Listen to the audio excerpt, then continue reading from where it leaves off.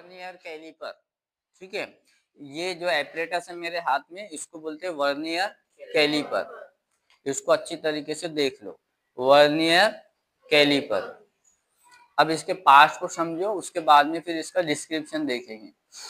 Vernier caliper ये हो गया अपना अपर जॉ। देखो अब मैंने इसको इस तरीके से पकड़ा, ठीक है। पकड़ने के बाद में थोड़ा क्लियर कर देता मैं आपको और बताने के हिसाब से, ठीक है। ये दो कान दिख रहे हैं आपको बने हुए, इसको बोलेंगे अपर जॉ, यानी ये इसके जबड़े है।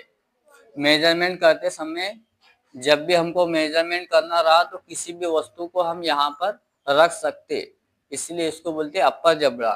देखिए यहाँ पे दो पोर्शन बने हैं, ये वाले, इसको बोलेंगे लोअर जॉ, ठीक है। हिंदी में जबड़ा बोलेंगे, इंग्लिश में जॉ बोलेंगे। तो ये हो जाएगा लोअर वाला, ठीक है। अब यहाँ एक स्क्रू दिख रहा है आपको, ये वाला, ये लॉक स्क्रू है। जब यहाँ पर आप किसी वस्तु को रख देंगे और यहाँ से फिट कर देंगे तो वो लॉक हो जाएंगी, मतलब वो नीचे गिरने से बच जाएंगे और मेजरमेंट आप आसानी से कर सकेंगे। एक नीचे स्क्रू दिख रहा है आपका, यह है थंब स्क्रू, ठीक है। थंब स्क्रू क्यों बोलते हैं, जब भी आप यहाँ पर किसी वस्तु को लगाते तो यहाँ से आप एडजस्ट कर सकते थंब के जरिए से, आगे और पीछे, ये ऐसा मूवमेंट होती। यह स्केल अपनी 0 1 2 3 4 5 मेन स्केल, देखिए ये मेन स्केल है अपनी। यहाँ पे 1 2 3 4 5 6 नंबर लिखिए, तो ये हो जाएंगी मेन स्केल, ठीक है। अब इसके अंदर में देखिए यहाँ एक स्केल दिख रही है आपको और यहाँ एक स्केल दिख रही है, दो स्केल है। इसको बोलते हैं वर्नियर स्केल। देखिए ये यहाँ पे लगी हुई है और पॉइंट्स डाले हुए हैं यहाँ पे। देखिए यहाँ पर वर्नियर स्केल है और ये ऊपर वाली है, ये नीचे वाली है, ठीक है। जब हम मेजरमेंट करेंगे किसी वस्तु का तो ये लाइन, इनमें से कोई एक लाइन, ये छोटी छोटी लाइन है ना, इनमें से कोई एक लाइन कोइंसाइड यानी उसके सिमिलर जाकर मिलेगी, यानी ऊपर वाली लाइन और नीचे से कोई एक लाइन मैच हो जाएगी और वो दोनों कोइंसाइड यानी एक ऊपर एक नीचे एक लाइन के अंदर में आपको दिखेंगी, वही अपनी रीडिंग रहेगी, ठीक है। अब इसको अपन समझना स्टार्ट करते हैं। ये आमतौर पर एक मैनुअल कैलिपर होता है। मैनुअल कैलिपर बोले तो हस्तचलित यानी हाथ से उपयोग किए जाने वाला। तो इसको मशीनरी का तो यूज नहीं करते हैं, है ना। अब हाथ से चला रहे, हमसे अपन एडजस्ट कर रहे, इधर जा रहा उधर जा रहा है ना, यहाँ से अपन एडजस्ट कर रहे, तो ये मैनुअली ऑपरेट कर रहे हैं। इसको बोलते हैं हस्तचलित, मैनुअल यानी हाथ से उपयोग किए जाने वाला उपकरण। इसका उपयोग छोटी वस्तु की लंबाई, चौड़ाई, गहराई और व्यास को मापने के लिए किया जाता है। व्यास बोले तो डायमीटर, तो इससे आप लंबाई भी माप सकते। अब ये जो है ये पॉइंट अपन ने छोड़ दिए, गहराई मापना, इसको रॉड बोलते हैं। गहराई मापने के लिए छोटा रॉड लगा हुआ है। जब भी गहराई मापना रहा तो आप क्या कर सकते, इसकी डेप्थ को रॉड की इस तरीके से लगा देंगे, तो इससे क्या निकल जाएगी आपकी गहराई, और ये लगाने के बाद में स्केल पर आप इसको मेजरमेंट कर सकते हैं, ठीक है। वैसी लंबाई रही, इस छोटी से छोटी वस्तु रबर है, शॉर्पनर है, इसको यहाँ रख दिए तो लंबाई आपकी आ जाएगी। इसी तरीके से खड़ा रख दिए तो चौड़ाई आपकी आ जाएगी, लंबाई आपकी आ जाएगी। और व्यास बोले तो डायमीटर। अपने पेन को यहाँ रख दिया पेन को,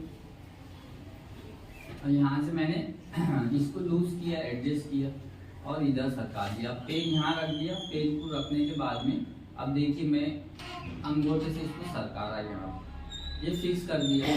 फिक्स करने के बाद में क्या किया मैंने, यहाँ से एडजस्टमेंट स्क्रू है अपर वाला, इसको फिक्स कर दिया, ठीक है।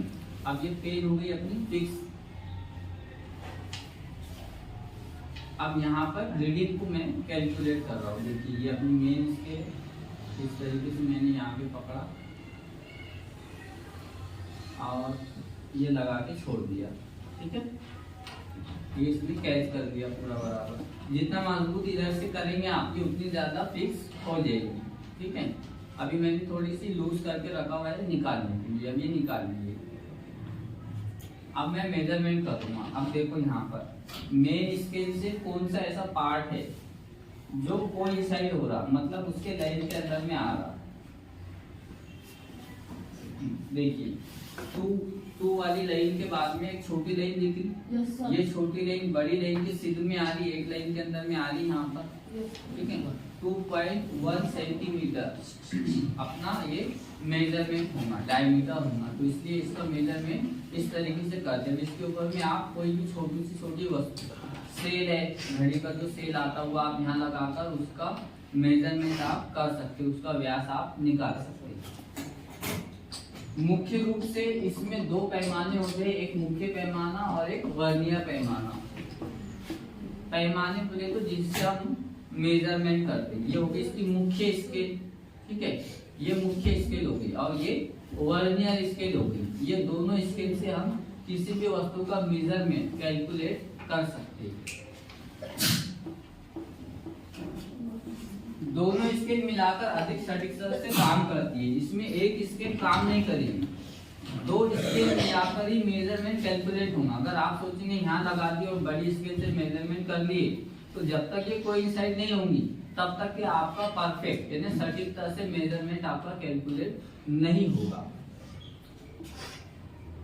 मुख्य स्केल स्थिर होती है, जो कैलिपर के मुख्य भाग पर अंकित होती है। स्थिर बोले तो फिक्स्ड, ये वाली मेन स्केल अंकित यानी जुड़ी हुई, लगी हुई, ये मुख्य स्केल होगी, जो हलती नहीं, इसके अंदर में मूवमेंट नहीं होता, एक जगह पे ये फिक्स होती है। वर्नियर स्केल स्लाइडिंग होती है, जो मुख्य रूप से स्केल के ऊपर या नीचे लगी होती है। देखिए ये वर्नियर स्केल है, ये ऊपर भी लिखी हुई है और नीचे भी बंधी हुई है। देखिए ऊपर डॉट दिख रहे छोटे छोटे, है ना, और ये नीचे भी डॉट दिख रहे, तो ये नीचे फिक्स होती है और ये मूवेबल होती है। स्लाइडिंग बोले तो इस तरीके से आप इसको खींच सकते हैं। अभी यहाँ से मैंने इसको लूज कर दिया, अब स्लाइड कर रहा, यहाँ से मैंने स्लाइड किया, देखिए इस तरीके से हो रही स्लाइडिंग, आगे भी जा रही और पीछे भी जा रही, इसको बोलते हैं स्लाइडिंग करना। इसमें दो जबड़े होते हैं, एक स्थिर जबड़ा, दूसरा स्लाइडिंग जबड़ा। ये रिपीट हो गया अपना, ये स्थिर हो गया और ये वाला स्लाइडिंग हो गया, ठीक है, दो जबड़े हो गए।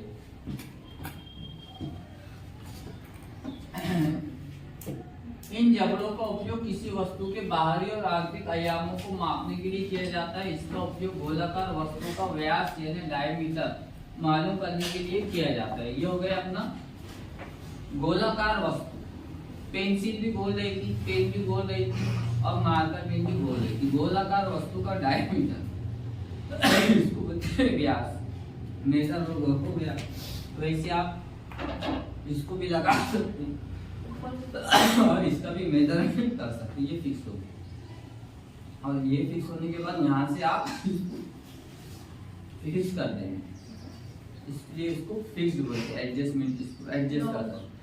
लॉक स्क्रू भी बोलते हैं ना, यहाँ से लॉक भी कर सकते, लूज भी कर सकते, फिक्स भी कर सकते और उसके बाद में आप मेजरमेंट कैलकुलेट कर सकते। आंतरिक और बाहरी डायमीटर। आंतरिक बोले तो अंदर वाला हिस्सा, इनर डायमेंशन, और बाहरी बोले तो आउटर डायमेंशन आप इससे कैलकुलेट कर सकते हैं। और इसका मेजरमेंट जितने अभी तक के हमने यूनिट नंबर 4 में मेजरमेंट से रिलेटेड जितने उपकरण देखे, उनमें सबसे अच्छा परफेक्शन इसका है, वर्नियर कैलिपर का, ठीक है। और उसके बाद में हमने डायग्राम से समझे, डायग्राम बनी हुई है।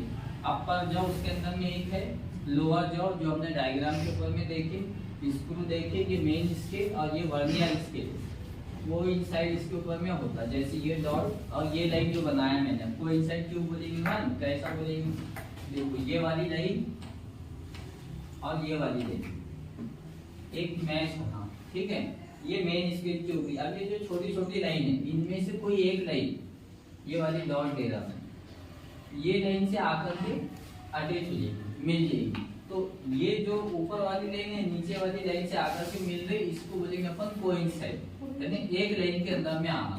एक लाइन के अंदर में जब आएंगी ये, तो उस वक्त में अपना मेजरमेंट परफेक्ट होगा। और जब तक कि नहीं आएगी, थोड़ा सा उसको स्केल के अंदर में रख करके एडजस्ट करना, जो भी वस्तु आप उसके अंदर में लगाएंगे। जैसे एडजस्ट हो जाएंगी तो एडजस्ट होते बराबर आपका कोइंसाइड लाइन मैच हो जाएगी, ऊपर वाली लाइन और नीचे वाली लाइन एक दूसरे के साथ में मैच हो जाएगी। ये हो गया आपका